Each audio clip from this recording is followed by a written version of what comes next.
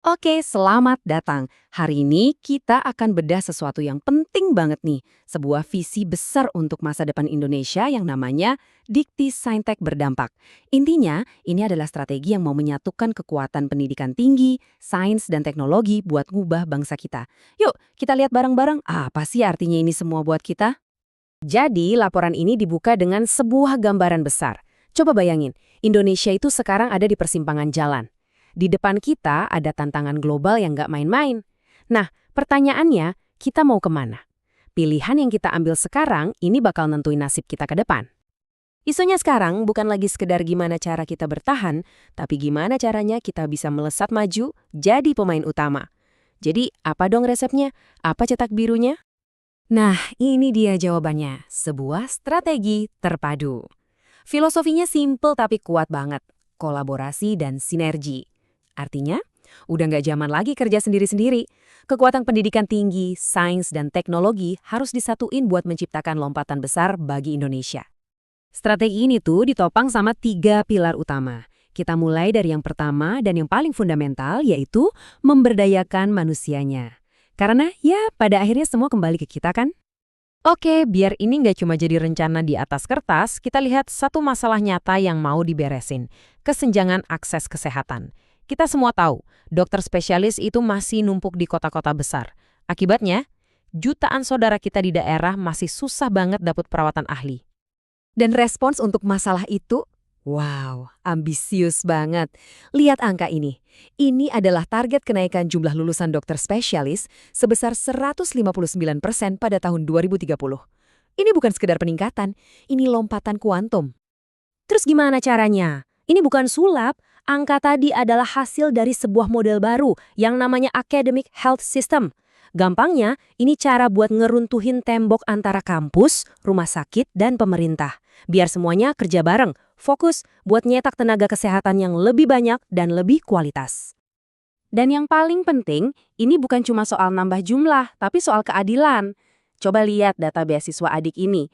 Porsi terbesarnya justru untuk teman-teman kita dari Papua, daerah 3T, sampai penyandang disabilitas.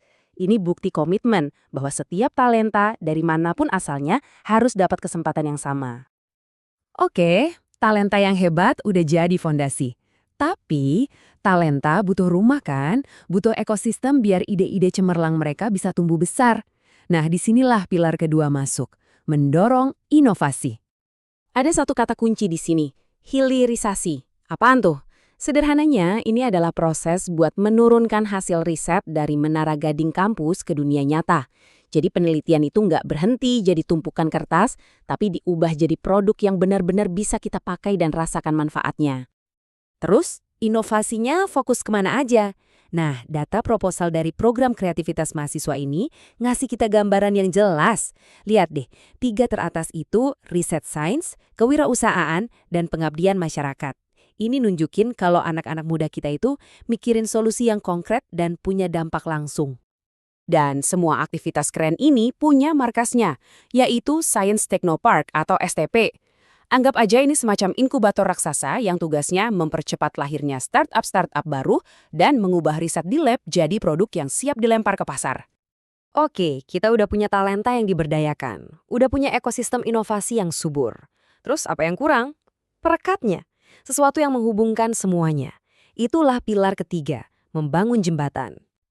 Kerangkanya ini keren, namanya model quadruple helix. Kedengaran ribet ya, tapi intinya gini, masalah bangsa itu nggak bisa diselesain cuma sama pemerintah atau kampus doang. Industri dan masyarakat juga harus dilibatin sebagai mitra yang setara, semuanya duduk bareng, mikir bareng. Contoh paling gampangnya bisa kita lihat di program Link and Match buat sekolah vokasi. Dulu kan belajarnya teori melulu, nah sekarang kurikulumnya dirancang bareng sama industri. Jadi apa yang dipelajari di kelas itu ya apa yang beneran dibutuhin di dunia kerja. Nggak ada lagi tuh cerita lulusan nganggur karena skillnya nggak nyambung. Dan semangat kolaborasi ini nggak cuma di dalam negeri loh, skalanya udah global. Kita lihat ada kemitraan strategis sama Australia buat riset energi, sama Turki buat program gelar S2 dan S3. Ini semua tujuannya buat menyerap ilmu dan standar terbaik dari seluruh dunia. Jadi, visinya besar, pilar-pilarnya kokoh. Tapi gimana caranya kita tahu ini semua beneran jalan? Gimana kita mastiin ada dampak nyata, bukan cuma janji-janji? Jawabannya ada di akuntabilitas. Grafik ini mungkin kelihatannya nggak nyombong, tapi justru ini penting banget. Ini nunjukin tren pengembalian kerugian keuangan negara yang terus naik.